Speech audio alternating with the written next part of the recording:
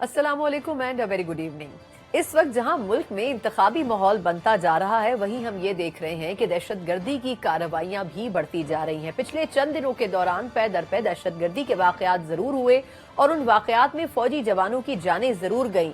इसमें कोई शुबा नहीं होना चाहिए कि पाक फौज दहशतगर्दों के खिलाफ कार्रवाई तो कर रही है, लेकिन सवाल ये भी है कि क्या वाकई दहशतगर्दी के खिलाफ इस जंग के दौरान और इस माहौल में इंतखाबात पुरअमन तरीके से हो भी सकेंगे या फिर नहीं। दूसरी तरफ अगर हम सियासी जमातों को देखें तो जिस तरीके से सफाराई हो रही है, उससे लगता यह है कि माजी के दोस्त कल के दुश्मन और कल के दोस्त आज शायद तब्दीली उनके रवैये में होती हुई नजर आ रही है। यकीनन हम बात करेंगे पाकिस्तान पीपल्स पार्टी और नून लीग, जो कि साबका इत्तेहादी रहे हैं और अभी भी किसी न किसी हद तक उनके दरमियान अच्छे ताल्लुकात मौजूद हैं। उसके बावजूद पाकिस्तान पीपल्स पार्टी बारहा ये बात कर चुकी है कि अगला वजीर आजम कम अज कम नून लीग से या लाहौर से नहीं होगा। आज एक मरतबा फिर बिलावल भुट्टो साहब ने इसी अज़्म का इयादा किया और उन्होंने कहा कि लगता यह है कि इस मरतबा पंजाब से वजीर आजम नहीं चुना जाएगा। यकीनन उनका इशारा पाकिस्तान पीपल्स पार्टी की तरफ जरूर था, लेकिन अगर इस आज के बयान को हम कनेक्ट करें कुछ रोज पहले के आसिफ अली जरदारी साहब के बयान से, तो उन्होंने कहा कि शहबाज शरीफ साहब को एक मरतबा हमने पीडीएम की हुकूमत में मौका दिया, 16 माह दिए, लेकिन उन्होंने डिलीवर नहीं किया। अब देखना यह होगा कि क्या वाकई पाकिस्तान पीपल्स पार्टी अंदरूनी तौर पर इतनी स्ट्रेंथ रखती है कि वो पंजाब का मार्का मार सके। प्रोग्राम के पहले हिस्से में इस पर हम डिटेल में बात करेंगे और इसके अलावा प्रोग्राम में आगे चलकर ये भी बात करेंगे कि सिंध में जो तब्दीलियां हो रही हैं उसमें एमक्यूएम भी बड़ा रोल प्ले कर सकती है। लेकिन पहले हिस्से में बात करने के लिए हमारे साथ ना सिर्फ पाकिस्तान पीपल्स पार्टी के सीनियर रहनुमा और इसके अलावा साबिक चेयरमैन सेनेट नैयर हुसैन बुखारी साहब मौजूद हैं। बुखारी साहब, सर पहले तो आपकी नवाजिश, आपने वक्त दिया। सर ये फरमाइएगा कि पीपल्स पार्टी हर रोज ये बयान कह भी रही है और इस पे बड़ी पुरज़्म भी नजर आती है, लेकिन ये जो क्लेम किया जा रहा है कि इस मर्तबा पंजाब से वजीर आजम नहीं होगा, आज भी बिलावल साहब ने ये बात की है। सर आखिर ग्राउंड रियलिटी को मद्देनजर रखते हुए ये बात की जा रही है, इस स्टेटमेंट की कोई वजह तो होगी? शुक्रिया। देखिए, पॉलिटिकल पार्टीज क्यों बनाई जाती हैं, और ये कॉन्स्टिट्यूशनल राइट भी है, और हर पॉलिटिकल पार्टी ये बिल्कुल ये आईनी हक रखती है कि वो अपनी जमात का वज़ीर-ए-आज़म बनने की ख्वाहिश करे, उसके लिए कोशिश भी करे, हर जमात। और पाकिस्तान पीपल्स पार्टी अगर ये कहती है कि अगला वज़ीर-ए-आज़म पाकिस्तान पीपल्स पार्टी होगा, तो ये कोई गैर आईनी या गैर कानूनी बात तो नहीं है। उसके लिए हर जमात अपनी स्ट्रेटेजी बनाती है, उसमें वो पास्ट परफॉर्मेंस की बात है, फ्यूचरिस्टिक पॉलिसीज क्या होंगी वो सामने रखती है। तो चेयरमैन बिलावल भुट्टो जरदारी साहब ने जो कहा कि वो पंजाब से नहीं होगा या लाहौर से नहीं होगा, तो ऑब्वियसली उनका कहने का मकसद यही था कि किसी दूसरे सूबे से होगा। तो बिलखुसूस उनकी इशारा इसी तरफ था कि पाकिस्तान पीपल्स पार्टी से होगा, एंड ऑब्वियसली जब पाकिस्तान पीपल्स पार्टी से होगा तो पीपल्स पार्टी के उम्मीदवार चेयरमैन बिलावल भुट्टो जरदारी है। बिल्कुल। और आपने आगाज में एक बात मैं आपको एक वजाहत कर दूं, आपने कहा कि जी जो माजी में आप जिनकी दुश्मनी थी, तो सियासत में दुश्मनी नहीं होती, और मेरा ख्याल है ये लफ्ज भी एहतियात से और मोहतात तरीके से इस्तेमाल करें। हम सियासी मुखालिफ जरूर हरीफ कह सकते हैं, हम सियासी हरीफ कह सकते हैं, हम उसे सियासी हरीफ जरूर कह सकते हैं। सर एक छोटा सा सवाल मुझे करने की अगर इजाजत दे। सर अगर बिलावल साहब या जरदारी साहब ऐसा स्टेटमेंट दे रहे हैं कि इस मर्तबा नून लीग से वजीर आजम नहीं होगा, तो सर ये वैसे ही तो बात नहीं की जा रही है ना, क्या पीपल्स पार्टी की वो तैयारी है? और फिर आपको ये भी पता है कि मुख्तदर हलकों का जब तक आशीर्वाद ना हो तब तक आपके पास इख्तिदार की कुर्सी आना बड़ा मुश्किल होता है। तो किस तरीके से ये पीपल्स पार्टी मेक श्योर करेगी कि उसकी अलाइनमेंट ऐसी हो कि वो कामयाबी हासिल करे और टॉप जो पार्टीज है उसमें आए? देखिए, गुजारिश ये है कि पाकिस्तान पीपल्स पार्टी को जब भी इक़्तिदार मिला, मुक़्तदर हलकों की वजह से नहीं मिला। पीपल्स पार्टी इक़्तिदार में जब भी आई अवामी क़ुव्वत की बुनियाद पे आई, और वो आपको मैं एक मिसाल 1988 की दे देता हूँ कि मुक़्तदर हलके तो नहीं चाहते थे कि मोहतरमा बेनज़ीर भुट्टो साहिबा प्राइम मिनिस्टर बने, उन्होंने IGI बनाई इसीलिए। फिर मुक़्तदर हलकों ने पंजाब छीना, पाकिस्तान पीपल्स पार्टी से, और पंजाब में हमारी गवर्नमेंट नहीं बनी। और पाकिस्तान पीपल्स पार्टी अगर मुक़्तदर हलकों के साथ आशीर्वाद उनकी होती तो 2002 में भी प्राइम मिनिस्टर हमारा होता, क्योंकि single largest party Pakistan peoples party थी उस वक्त।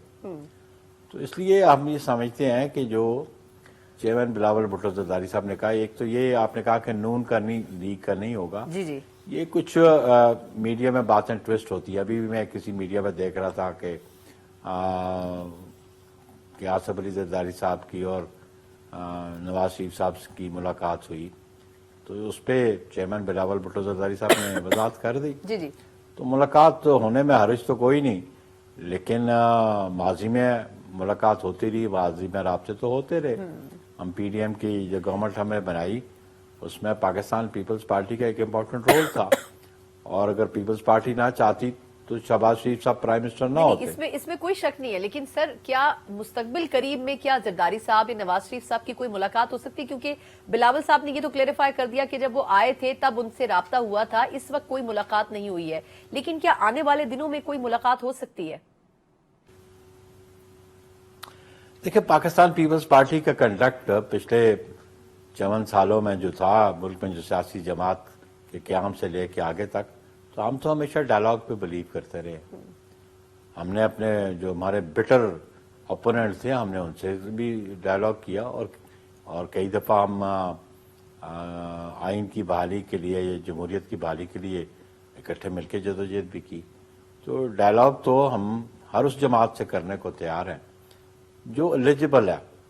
الیکشن کمیشن آف پاکستان کے پاس انلسٹڈ ہے اور وہ کوالیفائڈ ہے ٹو کنٹیسٹ الیکشن، کیونکہ ان کو آئین لیکن اور کوئی قانون خبر اگر تو دینا، eligible یعنی سمجھتا ہے. کیا آپ کو لگتا ہے آنے والے دنوں میں ہو سکتی ہے ملاقات؟ کیونکہ زرداری صاحب اور نواز شریف صاحب کے مراسم تو الگ ہی نوعیت کے ہیں نا، تو کیا اس حوالے سے کوئی آئس بریکنگ ہو سکتی ہے آنے والے دنوں میں؟ دیکھیں جی، ہم تو ہر پولیٹیکل لیڈر سے بات کرنے کو تیار ہے کہ ملک اس ایسے کرائسس میں پھنسا ہوا ہے، اور اس ملک کو کرائسس سے نکالنے کے لیے میں سمجھتا ہوں کہ سینٹی شوڈ پریویل، اور پولیٹیکل لیڈرشپ کو باہمی مشاورت بھی کرنی چاہیے کہ ملک کو کرائسس سے کیسا نکالا جا سکے. اور آصف علی زرداری صاحب کو اگر کسی نے پروپوز کیا یا خواہش کا اظہار کیا تو آبویسلی آصف علی زرداری صاحب اپنی جماعت کی مشاورت سے ضرور قدم اٹھائیں گے اور پیش رفت کریں گے. لیکن آپ اسپیسیفک کوشچن آپ کا ہے کہ امیجیٹلی ملاقات، تو ابھی تو میں نہیں سمجھتا ہوں کہ ملاقات کا کوئی سلسلہ ہے، لیکن آگے چل کے اگر کوئی پروپوزل آتی ہے، کوئی تجویز آتی ہے تو اس میں بات کرنے میں حرج تو کوئی نہیں ہے. اچھا، یہ فرمائے گا سر کہ ایک اور اہم نقطہ بھی ہے جو کہ کچھ دنوں پہلے کی ڈیولپمنٹ سے ہے کہ صدر کے استعفے کا مطالبہ کیا جا رہا تھا، اور اس میں نون لیگ اور جے یو آئی فے دونوں پی ڈی ایم میں آپ کے ساتھ رہی ہیں، آپ کی جماعت کے ساتھ رہی ہیں، دونوں کا یہ مطالبہ تھا کہ انہیں استعفیٰ دینا چاہیے. لیکن سر پیپلز پارٹی اس سے تھوڑی سی مختلف رائے رکھتی ہے. کیا وجہ ہے آپ کے خیال میں؟ آپ کو لگتا ہے کہ جو استعفے کا مطالبہ ان سے ہو رہا ہے وہ جائز نہیں ہے؟ بات یہ کہ استعفیٰ اس وقت ہم ڈیمانڈ کرتے جب ہونا بھی چاہیے تھا جب vote of no confidence move ہو چکا عمران خان صاحب کے خلاف، اور آئین کہتا ہے کہ جب کسی پرائم منسٹر کے خلاف vote of no confidence move ہو جائے تو وہ ڈیزولوشن کی ایڈوائس نہیں دے سکتا اور نہ ہی اسمبلی ڈیزالو ہو سکتی ہے. تو وہ ایک وقت تھا اپریل 2022 میں کہ جب ایک غلط ایڈوائس تھی جو انکانسٹیٹیوشنل تھی، اور اس پہ عمل کرتے ہوئے پریزیڈنٹ علوی نے ڈیزالو کر دی اسمبلی، جو سپریم کورٹ نے اس کو غیر آئینی قرار دیا. تو ابھی یہ استعفے کا مطالبہ کر رہے ہیں، یہ تھوڑا سا یہ سمجھ لیں کہ اب تو ان کی ٹینیور تو ختم ہو چکا ہے، 9 سپٹمبر سے ختم ہو چکا. اب تو بائی آپریشن آف لا وہ اس آفس میں بیٹھے ہوئے ہیں، تو آئین یہ کہتا ہے کہ جب تک نیا صدر الیکٹ نہیں ہوتا وہ آفس میں کنٹینیو کریں گے. تو ابھی یہ بھی ہے کہ جنرل الیکشنز کے بعد ود ان 60 days نئے پریزیڈنٹ کا الیکشن ہو سکتا ہے. اگر جب ٹرم پوری ہو جائے اور ان کا الیکٹڈ کالج وجود میں نہ ہو تو پھر وہ کنٹینیو کرتے ہیں آفس میں اس وقت تک جب کہ نیا منتخب نہ ہو. بالکل. اور پھر آئین میں یہ بات درج ہے کہ جب جنرل الیکشنز ہو جائے تو with in next 60 days president کا آفس کے لیے الیکشن ہونا ضروری ہے. تو اس سٹیج پہ مطالبہ وہ بھی پریزیڈنٹ صاحب سے مطالبہ جو کر رہے ہیں تو یہ بہت پہلے ہونا چاہیے تھا، اور اب تو by operation of law office پہ وہ بیٹھے ہوئے ہیں. ٹھیک. اچھا سر، ایک اور حوالے سے بھی آپ کی رائے چاہیے تھی کہ خبریں یہ بھی ہیں کہ نون لیگ کی طرف سے اب ظاہر سی بات ہے کہ اب انتخابات سے پہلے الائنسز کی تو کوشش کی جائے گی. سعد رفیق صاحب نے خود کہا ہے کہ جی ہم کوشش کریں گے اگر سیٹ ایڈجسٹمنٹ کسی پارٹی کے ساتھ ہو سکتی ہو. IPP تک کا انہوں نے نام لے لیا کہ اگر ان کے ساتھ بھی کرنی پڑی تو شاید بات ہو سکتی ہے. سر سندھ میں وہ MQM کے ساتھ بات چیت کر رہے ہیں، ہو سکتا ہے GDA بھی شامل ہو جائے. تو کیا پیپلز پارٹی کو اس حوالے سے پریشان ہونا چاہیے کہ نون لیگ اور MQM کا اتحاد ہو سکتا ہے سندھ میں؟ یہ ہمارے لیے کوئی نئی بات نہیں ہے. پیپلز پارٹی کے خلاف اتحاد بنتے رہے اور ہم فیس کرتے رہے، اور ہر سیاسی جماعت کا حق بنتا ہے کہ وہ اپنی چوائس کا اتحاد بنائے. تو اس میں تو ہمیں نہ تو گھبراہٹ ہے نہ ہمیں پریشانی ہے. ہمیں عوام پہ اعتماد ہے کہ ہمیں اپنے ماضی پہ جو ہماری کارکردگی ہے ہمیں اس پہ بھی اعتماد ہے. تو یہ اس میں پریشانی کی کوئی بات نہیں ہے. سر اب جو سیاسی جماعتیں ہیں وہ جس طریقے سے اپنے منشور سامنے رکھ رہی ہیں، نون لیگ تو ابھی تک رکھ ہی نہیں سکی ہے. پیپلز پارٹی کی سر اس حوالے سے کیا ڈیلے ہے کہ عوام کے سامنے وہ جو 16 ماہ کی گورنمنٹ ہے اس کو لے کے، اس کی پرفارمنس کو لے کے جائیں گے جس طرح نون لیگ 2013 سے 18 یا 17 تک کی بات کر رہی ہے؟ تو سر پیپلز پارٹی کیا ٹینیور سامنے رکھے گی لوگوں کے؟ دیکھیں جی، پیپلز پارٹی کی سابقہ حکومتیں آپ دیکھ رہے ہیں کہ 71 آنورڈ پیپلز پارٹی کی گورنمنٹ، قائد عوام شہید ذوالفقار علی بھٹو کی گورنمنٹ تھی. وہ جو ڈلیور کیا قوم کے سامنے ہے، ان کی پرفارمنس، ان کی اچیومنٹس قوم کے سامنے ہیں. اور سب سے بڑی اچیومنٹ تو یہ تھی کہ ذوالفقار علی بھٹو شہید کسی کے آگے جھکے نہیں، نہ ملک چھوڑ کے گئے، نہ اسٹیبلشمنٹ سے کوئی ان کی ایسی بات چیت ہوئی ہو جو گریس یا ڈس گریس کے حوالے سے گنی جا سکتی. ذوالفقار علی بھٹو شہید نے بڑے گریسفلی اپنی پالیٹکس کی، محترمہ نے بڑی گریسفلی کی. اور ہم سمجھتے ہیں کہ جو پچھلی 16 ماہ کی گورنمنٹ ہے، آبویسلی ہم نون کے ساتھ دیگر جماعتوں کے ساتھ اکٹھے تھے، اس میں بالکل اچیومنٹس بھی ہیں اور اس میں ناکامیاں بھی ہیں. اور پرٹیکولرلی ناکامی یہ بھی کہ اکانومی کے حوالے سے اس پہ پاکستان پیپلز پارٹی تو ڈرائیونگ سیٹ پہ نہیں تھی. آپ ہماری پرفارمنس دیکھ لیں، جو منسٹریز پاکستان پیپلز پارٹی کے پاس تھی اس کی پرفارمنس دیکھ کے ان کے اچیومنٹس دیکھ لیں، اور جو منسٹریز دیگر جماعتوں کے پاس تھی، اور بالخصوص جو منسٹری آف فائنانس تھی، اس کی پرفارمنس پہ ایک بڑا کوشچن مارک ہے. اور لوگ اس پہ بڑا سوال اٹھاتے ہیں کہ ان کی پرفارمنس جو تھی اپ ٹو دا مارک نہیں تھی اور وہ ڈیلیور نہیں کر پائے، جس کی وجہ سے اکانومی سنبھل نہیں سکی. تو اس لیے پاکستان پیپلز پارٹی سمجھتی ہے کہ ہمارا کنڈکٹ، بالخصوص چیئرمین بلاول بھٹو زرداری صاحب کی منسٹری کی پرفارمنس قوم کے سامنے ہے کہ فلڈز آئے تو سیکرٹری جنرل یونائٹڈ نیشنز وہ یہاں تشریف لے کے آئے، ڈونیشنز میں نہیں، گرانٹس میں نہیں.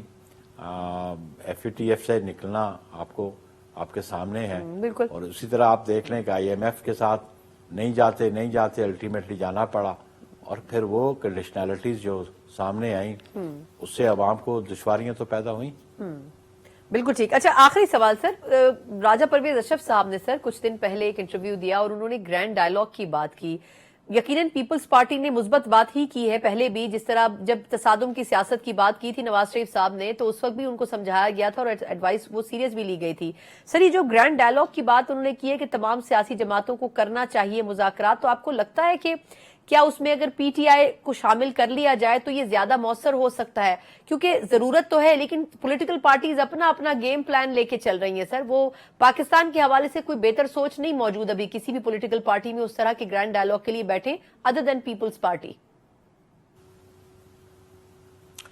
دیکھیں پیپلز پارٹی کا کنڈکٹ آپ کے سامنے ہے.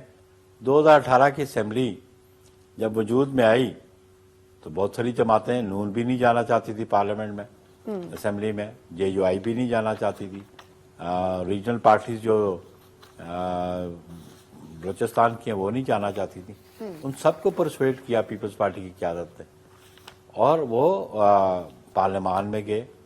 اور ہم یہ سمجھتے ہیں کہ PTI، آج بھی انلسٹڈ ہے الیکشن کمیشن آف پاکستان. ان کے جو سربراہ ہے ان کی کنٹروورسیز چل رہی ہیں، اور ابھی وہ ان کا انتخابی نشان کا معاملہ بھی پڑا ہوا ہے، لیکن ہے کہ جو ڈسکوالیفائڈ آدمی ہوتا ہے، جو کنوکٹڈ آدمی ہوتا ہے، وہ پولیٹیکل پارٹی کو ہیڈ نہیں کر سکتا۔ اگر وہ پاکستان کے آئین اور قانون کے مطابق ای سی پی کے پاس انلسٹڈ ہے اور وہ کوالیفائی کرتی ہے ٹو کنٹیسٹ الیکشن، ٹھیک، تو ان کو گرینڈ ڈائلاگ میں بٹھانے میں کوئی حرج تو نہیں ہے۔ ٹھیک، بالکل ٹھیک۔ بہت بہت شکریہ نیئر حسین بخاری صاحب، پاکستان پیپلز پارٹی کے سینئر رہنما۔ یقیناً پیپلز پارٹی کی عزائم بلند ضرور ہیں انتخابات کے حوالے سے، لیکن اب دیکھنا یہ ہوگا کہ آیا مختلف پولیٹیکل پارٹیز کی اسٹریٹجی کیا ہوتی ہے۔ ایک مختصر وقفہ، اس کے بعد ایم کیو ایم کے حوالے سے خبریں یہ ہیں وہ ان کی اوپوننٹ یعنی کہ مسلم لیگ نون کے ساتھ شاید ہاتھ ملانے جا رہے ہیں، لیکن یہ کن ٹرمز اینڈ کنڈیشنز کے اوپر ہوگا کہ ان سے جانیں گے ایک بریک کے بعد۔ بریک کے بعد ایک بار پھر آپ کو خوش آمدید کہتے ہیں۔ جہاں پاکستان پیپلز پارٹی آج بلند و بانگ دعوے ایک مرتبہ پھر کرتی رہی کہ وفاق میں پیپلز پارٹی کی حکومت قائم ہوگی اور نون لیگ اس مرتبہ وزارت عظمیٰ کی امیدوار نہیں ہو سکتی اور نہ ہی پیپلز پارٹی اس کو ممکن کرنے دے گی، لیکن کیا واقعی حقیقتاً پاکستان پیپلز پارٹی گراؤنڈ کے اوپر اتنی مضبوط موجود ہے ایک ایسے وقت میں جبکہ انہی کے اپنے صوبے میں موجود متحدہ قومی موومنٹ کو ان کے طرز سیاست، خاص طور پر بلدیاتی انتخابات اور سندھ حکومت کے حوالے سے انتہائی شدید تحفظات رہے ہیں، لیکن یہ تحفظات تو انہیں لیول پلینگ فیلڈ نہ ملنے کے حوالے سے دیگر جماعتوں سے بھی رہے ہیں۔ اب اطلاعات یہ ہے کہ مسلم لیگ نون کے ساتھ متحدہ قومی موومنٹ کا جو وفد ہے وہ ملاقات کرنے جا رہے ہیں، اور اگر یہ الائنس بن جاتا ہے تو پیپلز پارٹی کے لیے کیا مشکلات ہو سکتی ہیں، اس پورے ماحول کے اوپر بات کریں گے۔ ہمارے ساتھ موجود ہیں متحدہ قومی موومنٹ کے سینئر رہنما خواجہ اظہار الحسن صاحب۔ اظہار بھائی بہت شکریہ، آپ نے ہمیں وقت دیا۔ سر یہ فرمائیے گا کہ سب سے پہلے تو جو ملاقات نون لیگ سے ہونے جا رہی ہے یا نواز شریف صاحب سے ہونے جا رہی ہے آپ کی جماعت کی، اس حوالے سے کچھ آپ لوگوں کے پوائنٹس تو موجود ہوں گے نا کہ ان چیزوں کے اوپر بات کرنی ہے، کیونکہ پی ڈی ایم میں بھی آپ ان کے اتحادی رہے لیکن تحفظات رہے آپ لوگوں کے، تو آپ کیسے میک شور کریں گے کہ اگر یہ اتحاد بنتا ہے تو تحفظات دور ہو جائیں؟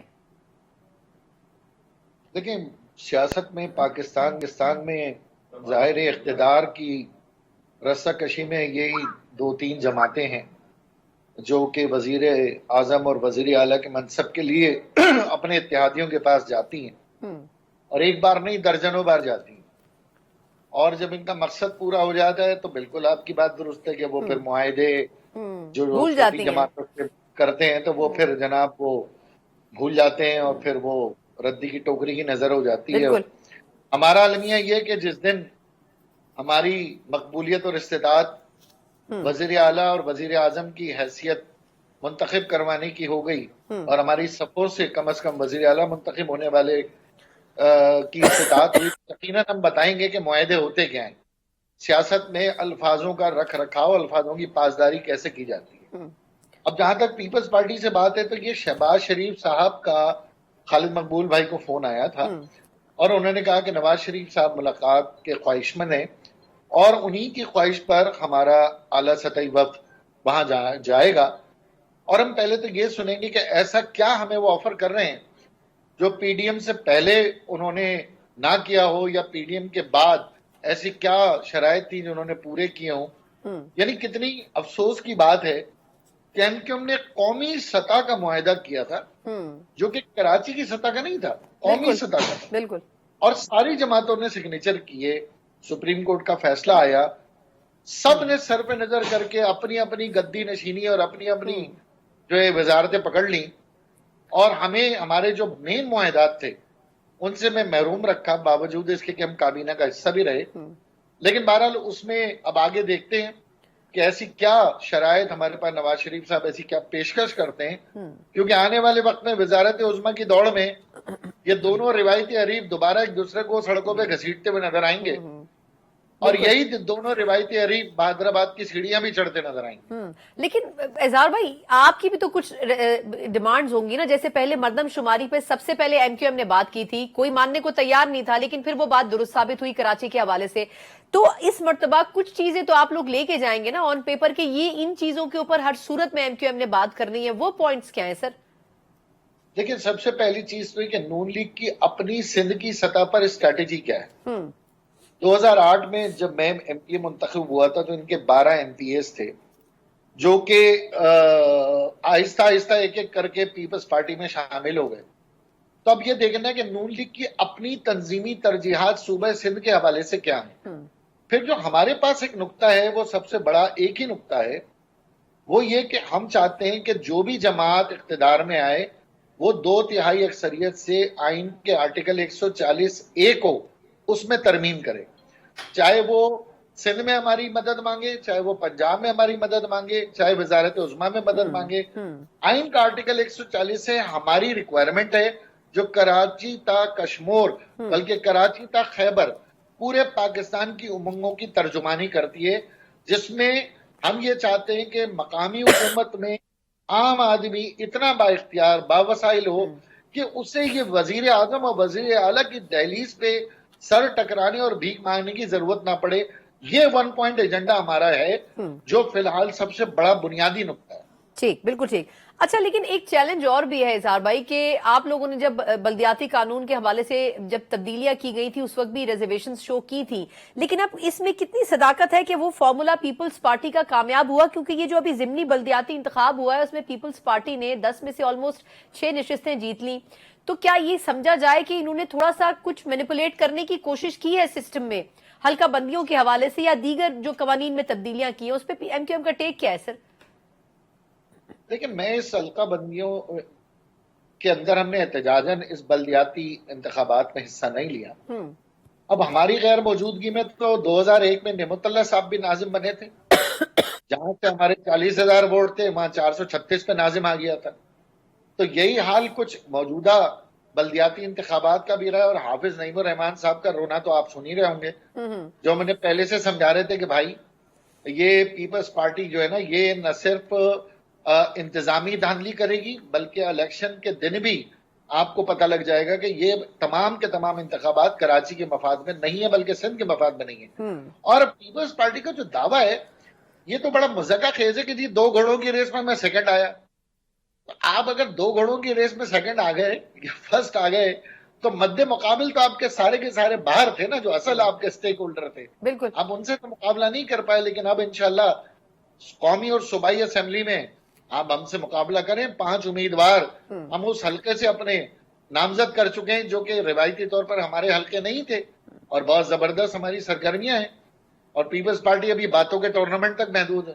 نہیں، لیکن اظہار بھائی دیکھیں کامیابی تو انہوں نے جیتی نا، وہ کریڈٹ تو لے رہے ہیں۔ انہوں نے پہلے کہا کہ حیدرآباد سے دیکھیے گا ناظم ہمارا ہوگا، کراچی سے دیکھیے گا ہمارا میئر ہوگا، مطلب وہ جو دعوے کر رہے ہیں کچھ نہ کچھ اس میں کامیابی تو ہو رہی ہے۔ تو یا تو ایم کیو ایم کا ابھی تک گیم پلان واضح نہیں ہے، یا کیا وجہ ہے کہ ان کو باندھا گیا ہے ہر طرف سے؟ وہ سچویشن کیا ہے جو اس وقت سندھ میں آپ کو درپیش ہے؟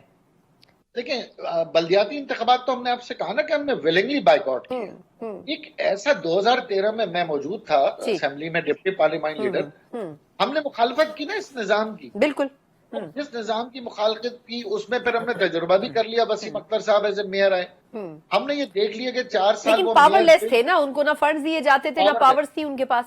اب ہم دوبارہ اسی نظام میں چلے جاتے تو اپنی عوام کو کیا منہ دکھاتے کہ دوبارہ ہی کہتے کہ ہمارے پاس اختیار نہیں ہے۔ تو ہم نے کنارہ کشی اختیار کی اس بدترین نظام سے۔ پھر المیہ دیکھیں، سپریم کورٹ گلزار صاحب کا ایک ججمنٹ آتا ہے، وہ ججمنٹ پتہ نہیں کہاں، وہ میرا خیال ہے آرکائیو میں کہیں پڑا ہوا ہے۔ اب سپریم کورٹ میں کوئی ایسا بھی محکمہ تشکیل دینا چاہیے کہ کہیں ججمنٹ آئی ہے تو بھائی اس پہ عمل بھی کروا لو۔ تو وہ بھی ہمارا جو ہے نا وہ التمام۔ تو اب میں یہی کہہ رہا ہوں کہ بلدیاتی انتخابات میں پیپلز پارٹی کا میئر کراچی میں آ گیا، حیدرآباد میں آ گیا۔ ارے بھائی 40 سال سے آپ کا میئر لاڑکانہ میں بھی ہے، 40 سال سے آپ کا میئر جیکب آباد کشمور میں بھی ہے، لیکن وہاں کیا کیا؟ بالکل بالکل ٹھیک۔ اچھا آخری سوال اظہار بھائی کہ یہ فرمائے گا کہ الیکشن کی ڈیٹ تو اناؤنس ہو گئی ہے، لیکن اس حوالے سے اب ایم کیو ایم کی تیاری کیا ہے؟ دیکھیں کئی حلقوں میں 2018 میں آپ کے سامنے انتخاب تھا، کہیں ایم کیو ایم کو ہروایا گیا، کہیں خود ہار گئی۔ اب اس مرتبہ کس طریقے سے؟ دیکھیں جلسے تو آپ لوگ کر رہے ہیں، لیکن صحیح معنوں میں آپ کو کیا لگتا ہے کہ کیا عوام آپ کو رسپونڈ کریں گے یا نہیں کریں گے؟ اس مرتبہ کیا تیاری ہے ایم کیو ایم کی؟ دیکھیں عوام تو بہت زیادہ ہمیں پذیرائی مل رہی ہے۔ ہمارے تمام جلسے، 3 جلسے، بہت ہزاروں کی تعداد میں ماشاءاللہ لوگوں نے شرکت کی، اور مقامی لوگوں کو ہم نے ترجیح دی۔ مقامی جو وہاں کی برادریاں تھیں، سول سوسائٹی تھی، انہوں نے ہمارے ساتھ ان جلسوں کو کامیاب کیا۔ لیکن الیکشن کمیشن کے اناؤنسمنٹ سے زیادہ چیف جسٹس پاکستان کے بیان کے اوپر مجھے زیادہ اطمینان ہے کہ اگر جوڈیشری اس الیکشن کو اسی طریقے سے مانیٹر کرتی ہے جیسے کہ ہوتا رہا ہے, اور یہ اسسٹنٹ کمشنر, ڈپٹی کمشنر اور ڈی آئی جیز کے مرہون منت نہیں ہوتے, تو پھر انشاءاللہ تعالی اس الیکشن میں بہت ہی حیران کن نتائج دیں گے, اگرچہ آر ٹی ایس ہوتا رہا تو. ٹھیک, بالکل ٹھیک. اچھا, کیا مفتاح صاحب آپ کی جماعت میں شامل ہو رہے ہیں؟ نہیں جناب, مفتاح صاحب ظاہر ہے ہم سے ہمدردی رکھتے ہیں, ایک ہی شہر کے ہیں, مفادات ایک جیسے ہیں, درد ایک جیسا ہے, لیکن تاحال انہوں نے کھل کر اپنے کوئی خواہش کا اظہار نہیں کیا. چلیں, میرا خیال ہے درد اگر آپ کے سامنے کھول کے رکھے تو یقیناً اس پہ مرہم بھی ہو جائے گا. بہت بہت شکریہ. ہمیشہ کی طرح خواجہ اظہار الحسن صاحب کے ساتھ بہت ہی دلچسپ. یقیناً پاکستان پیپلز پارٹی کی بڑی کمپٹیٹر تو ہے متحدہ قومی موومنٹ, اور اب دیکھنا یہ ہے کہ اگر مسلم لیگ نون سے ہاتھ ملاتی ہے تو پیپلز پارٹی کے لیے کتنی مشکل صورتحال درپیش ہوتی ہے. ایک مختصر وقفہ, اس کے بعد ہم بات کرنے جا رہے ہیں کہ پے در پے دہشت گردی کے واقعات, نہ تو حکومت کی پالیسی کہیں نظر آتی ہے اور نہ ہی سیکیورٹی اداروں کے جوانوں کی جانیں بچائی جا سکی ہیں. یقیناً کارروائیاں تو ہو رہی ہیں, لیکن اس کے باوجود بھی دہشت گردوں کا کلا کما کرنے میں یہ حکومت بھی اور سابقہ حکومتیں بھی ناکام نظر آتی ہیں. وجہ اس کی کیا ہے, یہ جانیں گے ایک بریک کے بعد. بریک کے بعد ایک بار پھر آپ کو خوش آمدید کہتے ہیں. یقیناً الیکشن کے لیے بھرپور تیاریاں تو ہو رہی ہیں, لیکن جس طرح دہشت گردی کے واقعات ہو رہے ہیں اس سے لگتا یہ ہے کہ کیا واقعی الیکشن کا وقت پر ہونا اور پرامن طریقے سے ہونا ایک بہت بڑا سوالیہ نشان ہوگا, نہ صرف سیکیورٹی اداروں کے لیے بلکہ اس کے علاوہ الیکشن کمیشن کے لیے بھی اور موجودہ نگراں حکومت کے لیے بھی. پچھلے چند روز میں جس طرح درجنوں دہشت گردی کے واقعات ہوئے, نہ صرف اس میں فوجی جوانوں کی جانیں گئیں بلکہ سیکیورٹی اداروں کے حوالے سے بھی جو سچویشن پیدا ہوئی ہے, اس سے لگتا یہ ہے کہ نہ صرف نیشنل ایکشن پلان نامی ایک ایسا پلان جو کہ بالکل نیم جان ہو چکا ہے, اس کے حوالے سے اثر نو کسی نئی اسٹریٹجی کی ضرورت ہے. لیکن کیا ہماری موجودہ حکومت یا پھر سابقہ حکومت کی یہ ترجیح رہی ہے؟ اسی کے اوپر ہم بات کریں گے, اور اس پہ بات کرنے کے لیے ہمارے ساتھ دفاعی تجزیہ کار بریگیڈیئر ریٹائر وقار خان صاحب موجود ہیں. وقار صاحب, سر تھینک یو سو مچ, آپ نے ہمیں جوائن کیا. سر یہ فرمائے گا کہ پچھلے چند دنوں میں درجنوں واقعات ہوئے اور خیبر پختونخوا اور بلوچستان اس کا فوکس رہا. فوجی جوان بھی شہید ہوئے, کہیں پہ ناکامیاں ہوئی دہشت گردوں کو, کہیں پر اغوانی پکڑے گئے, کہیں پر دیگر ٹیررسٹ پکڑے گئے. سر لیکن باٹم لائن یہ ہے کہ ہم ابھی تک کنٹرول نہیں کر سکے اس چیز کو. اس میں قصوروار کون ہے, اور دوسرا لوپ ہول آپ کو کہاں نظر آتا ہے؟ Yeah, I think اس میں although it looks very monotonous لیکن I think historical background بڑا ضروری ہے, because at time we think کہ پاکستان افغانستان ایک ببل میں رہ رہے ہیں which is maybe not connected with the rest of the region. اس میں ایک تو پرانی ہسٹری کو چھوڑ دیں, because I feel کہ since our independence ہمیں کبھی ٹھنڈی ہوا نہیں آئی ویسٹرن بارڈر سے. ایسٹ میں تو you had a hostile neighbor اور ہے بلکہ, تو دو سپر پاور انٹرونشن ہوئی, کچھ بیک لاگ جو تھا رشینز چھوڑ کے گئے جو 30 لاکھ افغان ہے, اور وہ there is no problem, they are quite settled, اور I would say کہ ان کے پاس ڈاکومنٹس. پھر امریکن انٹرونشن 20 سال رہی, اس کے دوران بھی آپ نے دیکھا ہے ریسپیکٹو آف کہ اشرف غنی کی گورنمنٹ تھی یا حامد کرزئی کی, terrorism is a tool of policy ہمیشہ استعمال ہوئے ویسٹ سے, and it has continued. I would say کہ ایون طالبان 1 اور بھی طالبان 2, بیکاز یہ ایک ایسا لیوریج ہے because of so many reasons, let's say border کے اکراس جس کے سے کلچرل افینیٹیز ہیں, پھر آنا جانا ہے, اور ڈپینڈنس ہے بہت زیادہ. اچھا, پاکستان کے پاس کوئی 7-8 پازیٹیو لیوریجز ہم نے کبھی یوز نہیں کیے نیگیٹولی. ٹرانزٹ پیڈ ہے, اس کے بعد فوڈ سپلائیز ہیں وغیرہ وغیرہ آپ کے پاس آ جاتا ہے. ایون آئی وڈ سے جو انفراسٹرکچر ڈیولپمنٹ ہے افغانستان میں بلک یہاں سے ہو رہی ہے, اس کے علاوہ جو ہے کھاد یہاں سے جاتی ہے, then you have number of even dollar یہاں سے جاتا تھا جس پہ سروائیو کر رہی تھی اکانومی. دین ڈپلومیٹیکلی آپ نے کیس لڑا جب سے طالبان آئے ہیں. آج حالت یہ کہ بھارت میں ایمبیسی بند ہے افغانستان کے, they can't even post their ambassador جو ان کا بیسیکلی خیر خواہ بنا ہوا. اور اسی طریقے سے افغانستان کے لیے لیکن یہ پہلی انویسٹمنٹ تو کانفرنس سوچنا چاہیے نا کہ وہ ان کے خیر خواہ بنے ہوئے ہیں لیکن ایمبیسی نہیں کھولنے دیتے. پاکستان کو سر عقل کب آئے گی نا, یہ بھی تو امپورٹنٹ ہے. جس طرح جی انسیڈنٹس ہاں ہوئے, میں مختصر سر اگر میں ایک کویشچن کی مجھے اگر آپ اجازت دے دیں, اس کے بعد آپ بالکل کنٹینیو کیجئے گا پوائنٹ کا. سر یہ جو ملٹیپل اٹیکس ہوئے ہیں, اس میں بھی ریسنٹ آج بھی یہ خبر آئی کہ ہمارے جو سینئر فوجی افسران تھے وہ تک اہلکاروں کے ساتھ شہید ہوئے. لیکن سر کویشچن یہ ہے کہ ایک سٹیپ لینے کی دیر ہے یا وجہ کیا ہے کہ گورنمنٹس جو آتی ہیں وہ جس طرح نیشنل ایکشن پلان بنا تھا سالوں پہلے لیکن اس کی کنٹینیوٹی نہیں ہوئی, نیکٹا کو ہم افیکٹو نہیں کر سکے, تو وجہ کیا ہے سر؟ گورنمنٹ سنجیدہ نہیں ہے یا سیکیورٹی ادارے سنجیدہ نہیں ہے یا پھر ہمارے پاس اسٹریٹجی کوئی کامیاب نہیں ہے؟ دیکھیے اسٹریٹجیز تو بہت بنی ہے اس میں, آئی تھنک ہر دور میں بنی ہے. آپ کی بات صحیح ہے کہ as far as I would say کہ جو سول گورنمنٹس رہی ہیں وہ ول نظر نہیں آئی. فار انسٹنس ابھی کورٹس کا کیس دیکھ لیں کہ اگر لیٹس میاں والی میں 3-4 بندے پکڑے جی جاتے ہیں جی ٹیررسٹ بالکل. جو, تو کون سی کورٹ میں لے جا کے trial. So these are very big issues. ابھی آ جاتا ہے کہ جو ابھی کرنٹ افغان گورنمنٹ ہے اسپیشلی آئی تھنک ان کو پتا تھا کہ الٹیمیٹلی 17.5 لاکھ بندہ ریپیٹریٹ ہونا, تو ایک تو again that leverage is being used इसको स्टॉप करने के लिए। फिर सोशल मीडिया कैंपेन चल रही है, इसमें सब नेशनलिस्ट ग्रुप्स भी हैं जो शामिल हो गए हैं, और एक ऐसे लग रहा है खुदा ना खास्ता यहाँ से धक्का दिया जा रहा है। ईरान ने 12.5 लाख या 12 लाख रिपेट्रिएट किए 2 साल में, कोई चूं नहीं की किसी ने, ना ईरान में ना अफगानिस्तान में। तो Pakistan is normally taken for granted, और इस साल ये डिसीजन हुआ है कि we have to go with it, border secure करने। और टेररिज्म तो 20 साल से हम लड़ रहे हैं, मतलब इसकी वेव्स आप देखें, क्रेस्ट एंड ट्रफ्स आई हैं। ये नहीं है कि खत्म हो गया, लेकिन कई दफा आप कह लें कि बेहतर मैनेज हो जाता है, लेकिन आई थिंक पॉलिटिकल विल है। जिस तरह नेक्टा की आपने मिसाल दी है, कोर्ट्स का है, अदरवाइज कैपेसिटी बिल्डिंग है पुलिस की, पुलिस पे बहुत ज्यादा अटैक्स हुए हैं। लेकिन आई थिंक जिस तरह आज अभी कर्नल हसन हैदर जी है, जी फिर बिल्कुल। नायक बिस्मिल है, 4 आपके अभी अभी इनकी उम्रें देखिए 27 से 43 साल, और बैठ के बिल्कुल लोग बात कर रहे होते हैं बड़े बिल्कुल। आराम से अपने ड्राइंग रूम में बैठ के कि जी क्या कर रहे हैं। तो there are thousands of attacks जो प्रिवेंट भी किए जाते हैं, चाहे इंटेलिजेंस एजेंसीज है, मिलिट्री है। बिल्कुल एंड ऐसा ही है ऑनेस्टली सर। अगर ये हट जाए वहां से तो मतलब हशर नशर हो जाए। नहीं सर तो आई बिल्कुल। Think there is a need sir कि हाँ जॉइंटली लेट मी आप इस क्वेश्चन पे सर, जो है। मैं बिल्कुल आप ठीक कह रहे हैं सर, हम तो मतलब बड़ा आसान है, लेकिन जो बॉर्डर पर खड़ा होता है इंसान, उसको पता होता है कि वो क्या फेस कर रहा होता है। सर इसमें एक सवाल और भी है कि जो अगस्त में हमलों की तादाद थी कुछ माह पहले, वो तकरीबन 9 साल के दौरान सबसे ज्यादा रही। फिर और भी फिगर्स जो हैं वो इस मर्तबा क्रॉस हुए जब पिछले साल नवंबर में टीटीपी ने कहा था कि जी फायरबंदी का मुआहदा खत्म हुआ। सर आपके ख्याल में इस वक्त हम जो जिस तरह हमें बलूचिस्तान के जो हमारे एक वजीर हैं उन्होंने स्टेटमेंट दिया कि जी जो 2 मुमालिक हैं वो पाकिस्तान को ब्लैकमेल कर रहे हैं, तो सर हम क्या इस इशू को आलमी एजेंडे पर लेकर जाए? मिलिट्री कोर्ट्स यकीनन इंपॉर्टेंट हैं, लेकिन सर इंटरनेशनल प्लेटफॉर्म के ऊपर पाकिस्तान को क्या करना चाहिए? आई थिंक ये फाइट बाय एंड लार्ज हमने खुद ही लड़नी है ऑनेस्टली। अभी देखें वर्ल्ड की क्या प्रॉब्लम्स हैं। प्रायोरिटी नंबर 1 इस वक्त मिडिल ईस्ट है, priority number 2 Russia Ukraine war है, और पहले भी अब अगर अमेरिका का कहते हैं ऑलमोस्ट 6 to 7 बिलियन डॉलर्स का अगर असला रह गया तो किसकी जिम्मेदारी थी? अल्टीमेटली दे न्यू इट कि अगर वो छोड़ रहे हैं, दे हैड द कैपेसिटी कि उसको वो ले जा सकते थे। Why it was left? Same is true जब रशियंस गए यहाँ पे रह गया। अभी आ जाता है कि ultimately it is your own fight. Yes you can always highlight, आप जो डिप्लोमेटिक एफर्ट करते रहे अफगानिस्तान के लिए, आप खत्म कर दें उसको, लेट देम डू इट। और जो लेट्स से इकोनॉमी के आपके पास लिवरेज है अल्टीमेटली, वो भी आपको इस्तेमाल करने चाहिए, because we can not afford कि हमारी तरफ तो शातें होती रहें और उस तरफ जो है they are using it as a tool. और इसमें आई थिंक कनाइमस है। देखें अगर टीटीपी को भी देखा जाए, अभी उसका नाम बदल के they are talking calling it now I think Tehreek जहाद Pakistan. It's a very smart move कि तालिबान का नाम निकाल दो और तरीके जहाद पाकिस्तान कह दो, चीज वही है।